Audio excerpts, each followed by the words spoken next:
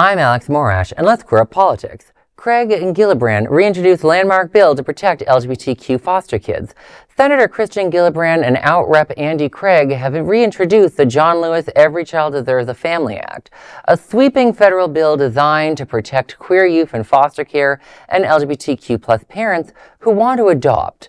The bill would ban discrimination by any child welfare agency receiving federal funds and prohibit foster caretakers from placing queer youth in conversion therapy, which the legislation says is a form of discrimination that harms LGBTQ people.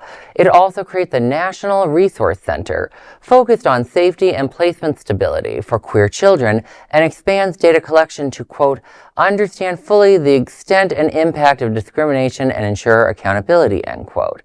According to the bill, LGBTQ youth are, quote, overrepresented in the foster care system by at least a factor of 2, end quote, making up at least 30% of those in care.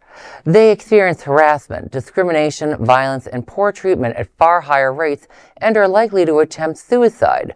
Craig, herself a queer adoptive parent, said, quote, as an LGBTQ+ adoptive parent, I have witnessed firsthand the widespread discrimination in our country's adoption and foster care system.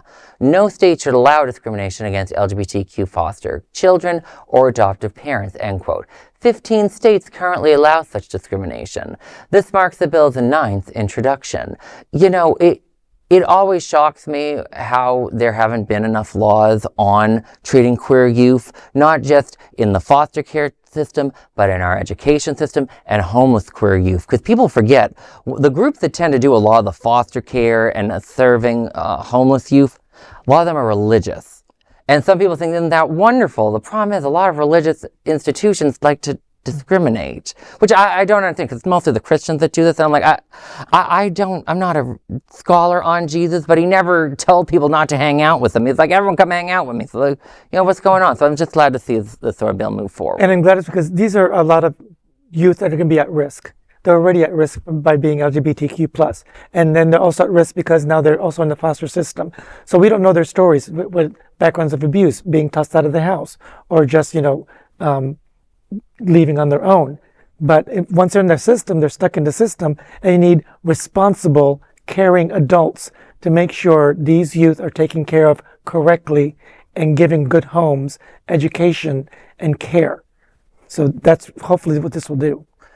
Let's hope so. I have to be honest, with the current Congress, I don't think it's likely that this passes, but you know what?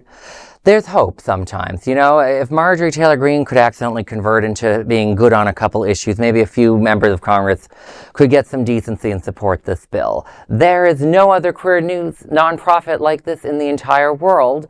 Support our LGBTQ stories by sharing them and subscribing to Queer News Tonight.